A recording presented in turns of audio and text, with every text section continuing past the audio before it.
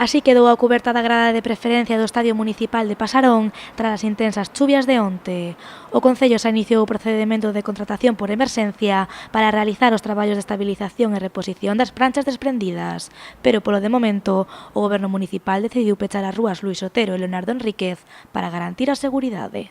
No caso de Leonardo Enríquez queda pechada, garántese a entrada ata a capela que hai ali, a capela de Lérez, a que hai ali abaixo, e do pabillón, do estadio para arriba péchase a rúa, e despois Luís Otero o que se fai é únicamente autorizar a entrada doble sentido, deixase doble sentido para garantir a entrada de garaxes, única e exclusivamente.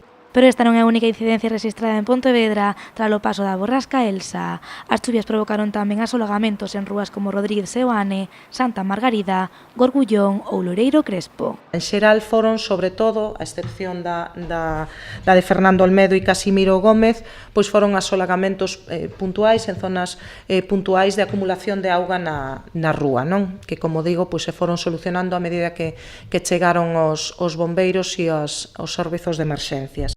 O asolagamento máis salientable foi este. Así estaban as rúas Fernando Olmedo e Casimiro Gómez sobre as 11 da noite.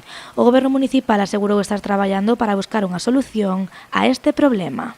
Tanto Fernando Olmedo como Casimiro Gómez, que tamén houbo anegamentos, pois quedaron abertas unha vez que xa foron os bombeiros e achicaron a auga, non foi das dimensións do sábado. Hai un problema grave que hai edificios construídos en riba do cauce do río e un estadio en riba dunha xunqueira, entón eso ten difícil solución. Eso non quita que se estean analizando todas as medidas que se poidan adoptar para minimizar esta cuestión.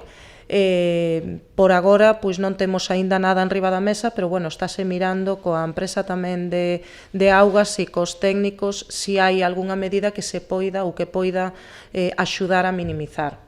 A solución é difícil. Nas parroquias tamén se rexistraron incidencias, as máis destacables a caída dunha árbore en Salcedo, o desprendemento dun arco de alumeado de Nadal en Estribela e un importante solagamento en Lourizán.